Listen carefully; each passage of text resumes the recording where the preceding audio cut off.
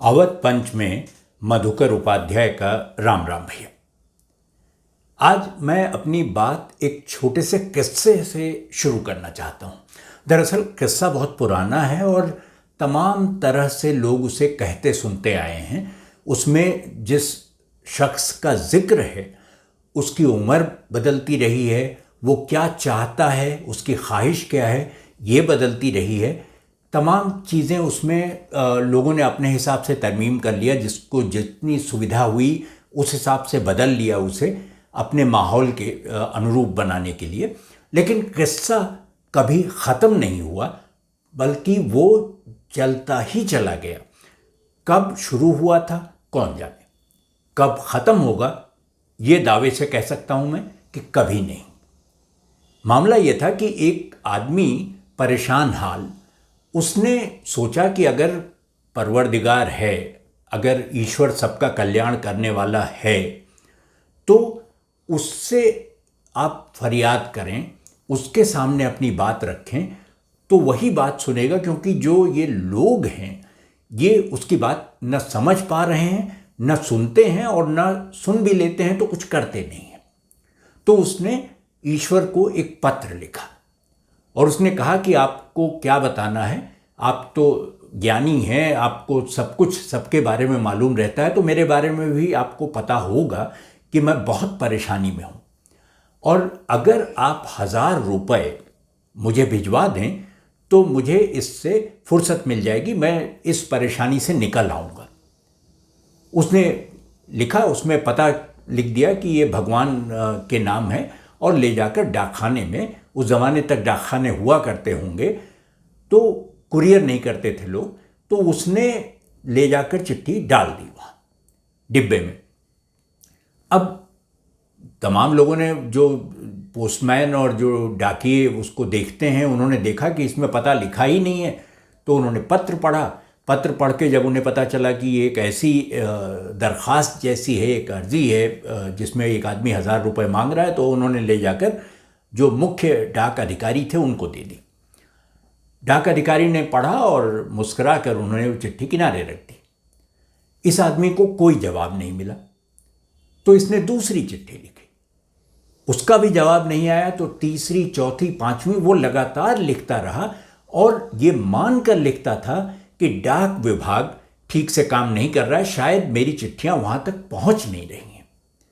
जब काफ़ी चिट्ठियां जो मुख्य डाक अधिकारी थे उनकी मेज़ पर इकट्ठा हो गई, तो उन्होंने सोचा कि ये आदमी चिट्ठी लिखना बंद करेगा नहीं, इससे छुट्टी मिलने का एक ही तरीका है कि हम इसको 1000 रुपये भिजवा दें और उसको कहें कि आप इतने में काम चला लीजिए और आइंदा आप पत्र न लिखिए। तो सब पे, पूरे डाक विभाग में लोगों से चंदे की तरह 10, 5, 15, 20 जितने रुपए जो भी दे सकता होगा सबने दिए। रकम जोड़ी गई तो पता लगा वो 500 रुपये ही है। तो उन्होंने कहा चलो कोई बात नहीं, 500 रुपये उसको भिजवा देते हैं। उन्होंने 500 रुपये उस आदमी के पते पर पहुंचवा दिए। अगले दिन उस आदमी की एक और चिट्ठी डाक खाने में पहुंची, और उसमें लिखा था कि ईश्वर आपका बहुत बहुत धन्यवाद कि आपने मेरी फरियाद सुनी। मैंने 1000 रुपये मांगे थे, आपने 500 रुपये भिजवाए। मुझे लगता है कि आपने तो पूरे ही भेजे होंगे, क्योंकि आप तो सबकी इच्छा पूरी करते हैं। ये ज़रूर किसी डाक विभाग वाले कर्मचारी ने गड़बड़ की है जो आधी रकम मार गया मेरी। आप किस्त की तरह आप अगली रकम भी भेजेंगे, ये तो आपने लिखा ही नहीं।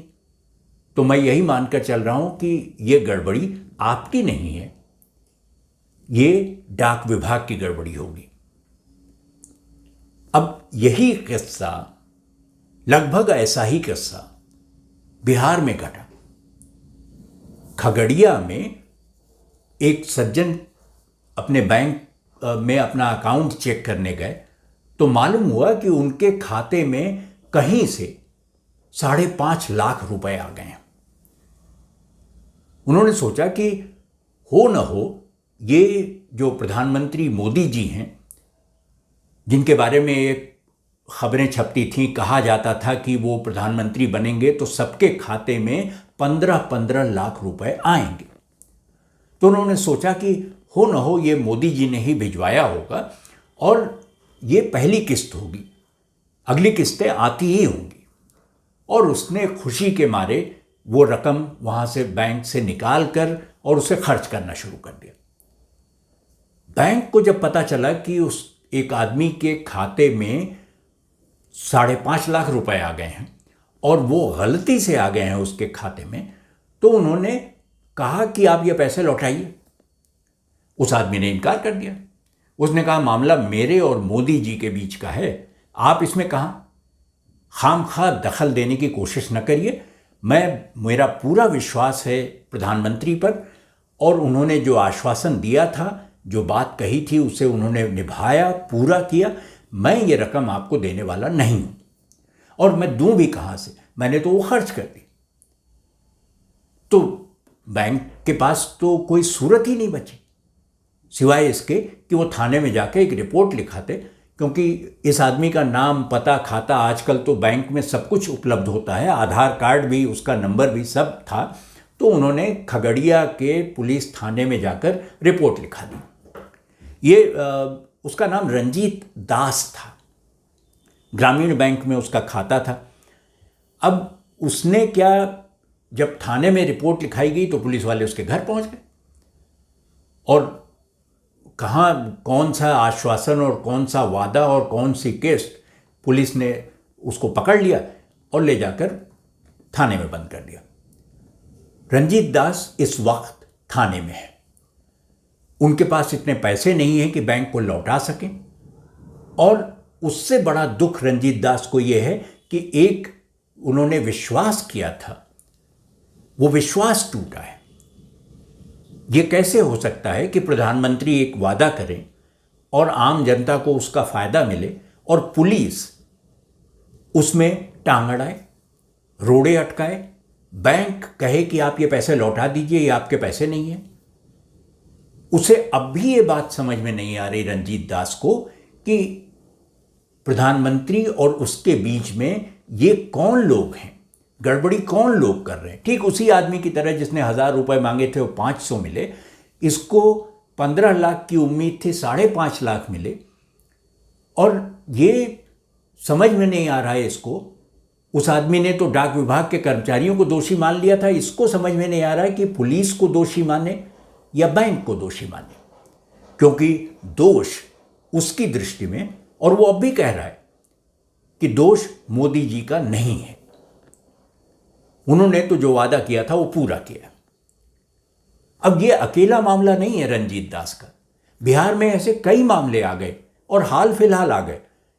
अभी ये मामला खत्म भी नहीं हुआ था कि कटिहार में, और ये तो 5.5 लाख का किस्सा था। कटिहार में 2 स्कूल में पढ़ने वाले लड़के जिनका बैंक खाता था, उनके खाते में 960 करोड़ रुपए आ गए। 960 करोड़ रुपए। ये बैंक वालों ने बाद में सफाई दी कि ये किसी कंप्यूटर की गलती की वजह से ऐसा हो गया है, लेकिन ये उनके खाते में एक बार तो आ ही गए थे और बाद में वहां से निकाल भी लिए गए। ऐसे ही एक मामला मुजफ्फरपुर में हुआ।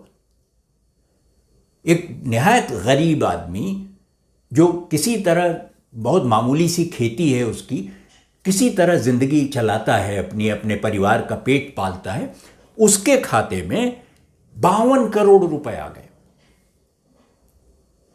उसको समझ में नहीं आया, उसने पैसे निकालकर खर्च नहीं किए। जब बैंक वालों ने और पुलिस ने उससे कहा कि ये 52 करोड़ रुपए तुम्हारे नहीं है, तो उसने कहा मुझे मालूम है कि मेरे नहीं है, मेरे पास तो जिंदगी में इतनी रकम कभी हुई नहीं, न मैंने जमा की, न मैंने कभी देखी इतनी बड़ी रकम। लेकिन मेरी एक प्रार्थना है कि अगर ये मेरे खाते में आ ही गया है और ये गलती से भी आ गया हो, तो मैं सरकार से निवेदन करता हूं कि इसका थोड़ा सा हिस्सा तो हमको दे दे, ताकि हम अपनी गरीबी से मुक्ति पा जाएं। इस ईमानदारी के साथ उसने हाथ जोड़कर विनती की। पैसे उसके खाते से भी निकाल लिए गए, 52 करोड़ उसके खाते में आए, उसे पता चला और वो चले भी गए। उसकी फरियाद नहीं सुनी गई कि थोड़ी रकम इस 52 करोड़ में से उसे भी दे दी जाए। कितनी रकम ये उसने बताया नहीं और न कहा। लेकिन खगड़िया हो, कटिहार हो, मुजफ्फरपुर हो, समझ में नहीं आता कि अचानक इतनी बड़ी रकम और इस तरह का लेन देन उन खातों में हो कैसे रहा है जिनका दूर दूर तक किसी तरह इस तरह की इतनी बड़ी राशि से कभी कोई संबंध रहा ही नहीं। अब ये जो वाक़े हैं, लोग कहते हैं कि इसकी कड़ियां कहीं और जुड़ेंगी, ये कोई बेनामी ट्रांजैक्शंस हैं, बेनामी खाते हैं, किसी ने पैसे यहां डाले और निकाले, इसमें कुछ घपला है, कुछ गड़बड़ हो रही है। वो हम पता लगा लेंगे, वो मालूम हो जाएगा कि ये कहां से हो रहा था, कौन था जो इनके खातों में इतनी बड़ी रकम डाल रहा था। लेकिन वो तो जब पता चलेगा तब पता चलेगा। सरकार क्या करेगी, कहां छापा मारेगी, कैसे पता लगाएगी, ये सरकार जाने। लेकिन ये जो किस्त का मामला है ये बहुत अजीब है, क्योंकि ये दिमाग से जुड़ता है।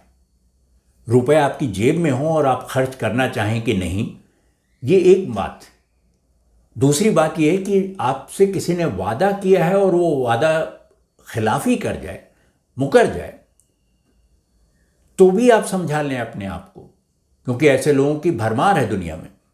लेकिन अगर आपके मन में ये यकीन है कि जिसने वादा किया था उसने पूरा किया है, तब क्या होगा?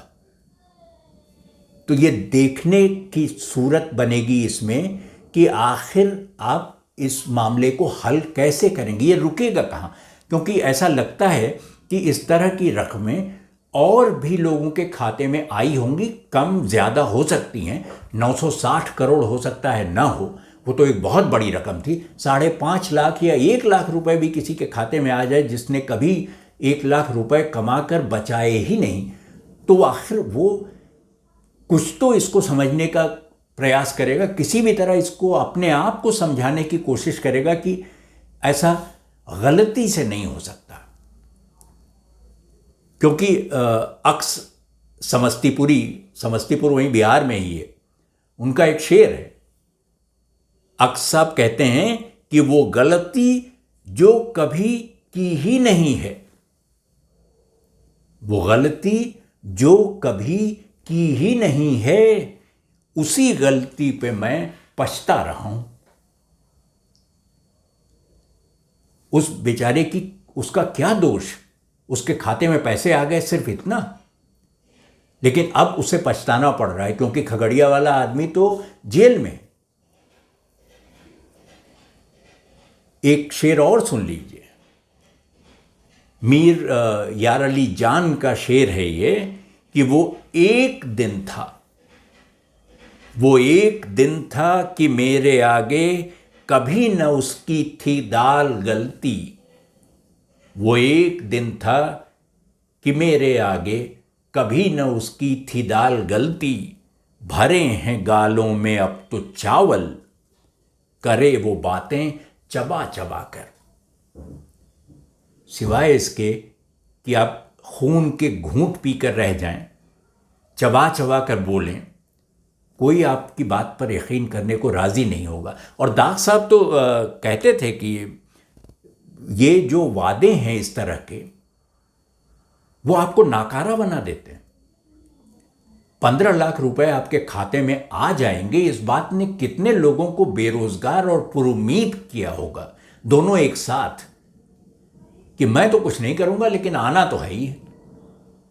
तो दाग साहब का एक शेर है, वो कहते हैं, हजारों काम मोहब्बत में है मजे के दाग।